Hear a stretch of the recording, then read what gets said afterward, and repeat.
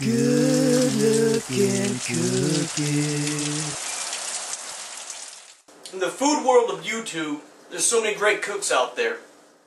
One of my particular favorites, Halsey's Kitchen! He's made so many great dishes, I couldn't choose which one I like most.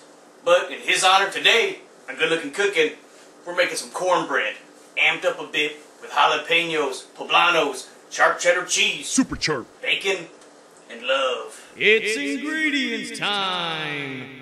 You're gonna need. Feel free to pause the screen, write down this recipe, because we start cooking in 3, 2, 1. First things first, we gotta get some prep work going. Start by charring your poblano over the open fire of your stove. If you're using electric, broil it on high heat with a little coating of oil. After that has been blackened up all nicely, place it in a bowl covered with plastic wrap, allowing it to steam for 15 minutes. Take a spoon, fork, knife, or even hot water and begin to remove that outer skin. I feel this enhances the poblano's flavor and makes it a little easier to digest. Now, take your poblano pepper and remove the stem and slice it in half so you can easily remove the seeds. Lose the need for the seeds. Some people just take their pepper and rinse it under cold water. This way they don't have to worry about the seeds. Scrape it up, move it out.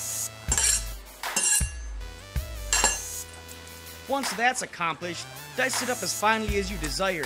Our goal is to get a little bit of poblano in every bite. Sounds like a plan.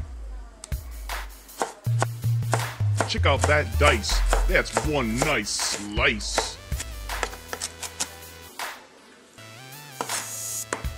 After pepper prep is done, get yourself an onion and dice it up until you got about half a cup of diced onion. Watch out for your knuckles. After all, this isn't finger food. Next, you gotta cook yourself up 4 to 6 pieces of bacon. I'm just using microwavable kind that I had left over so it doesn't go to waste. Once your bacon is cooked, give that crispy pork a good cut. What did the knife say to the bacon? It's nice to meet you. Lame joke. Once you process that pork properly, put it on a paper plate and put it aside. That looks about right. Scrape off that cutting board, don't waste the taste. Take yourself to that cold machine you call a refrigerator, grab a hold of that cheddar, and shred it if you desire, but I'm cutting mine into small cubes. I like to have little pockets of cheesy goodness running all throughout my cornbread.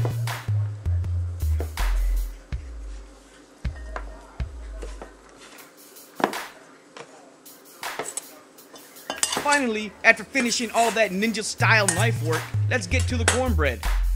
In a medium-sized bowl, begin sifting your flour, cornmeal, salt, sugar, and baking powder.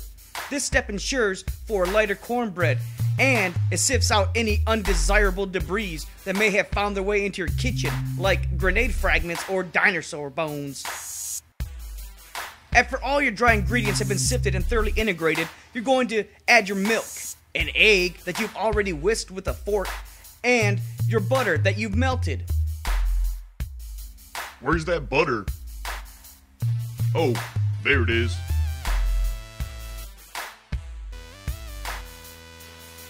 Give it a mix. We're only going to mix this halfway before we add the veggies, the cheese, and the bacon. You could have probably added everything in at once, but I like the idea of my dry friends mingling with my wet friends before the other guests arrive to the party. Plus, it gives the flour and cornmeal a chance to absorb some of that milky, buttery goodness. That looks about ready. It's time to add the rest of the ingredients and fold them on in. I'm only going to add half my bacon and reserve the rest for the top. Add that cheese, add those peppers, add those onions. That's one heck of a party. Give it a good fold. Get that party of a cornbread bash boom.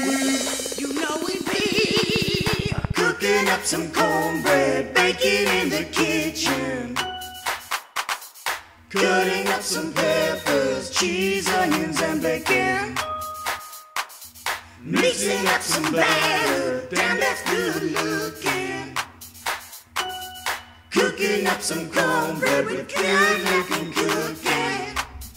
Next, you're going to want to get yourself a large cake pan or a good-sized cast iron skillet. Make sure you thoroughly butter the surface and add your cornbread mix. Spread it out evenly to all the sides and pop it into a preheated 425-degree oven for 20 to 30 minutes. Over top of this beautiful beast, I'm adding that reserved bacon. Look at that sprinkle of pork perfection. It's a glorious thing.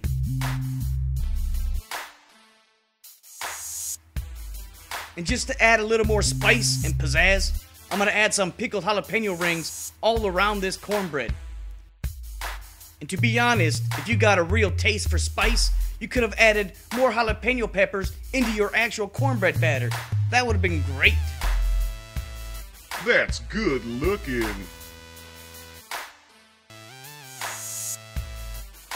Take it to the oven. Did you forget? 425 for 20 to 30 minutes. Sit back, drink a beer, enjoy the rain. Allow the finished product to cool for about a half an hour before cutting into that goodness. Looking good. Take a knife around the edges so it don't stick. Then just devour it.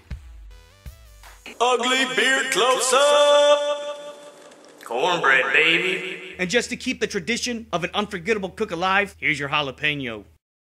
And just like that, spicy, bacony, cheesy, nice warm cornbread that eats like a meal.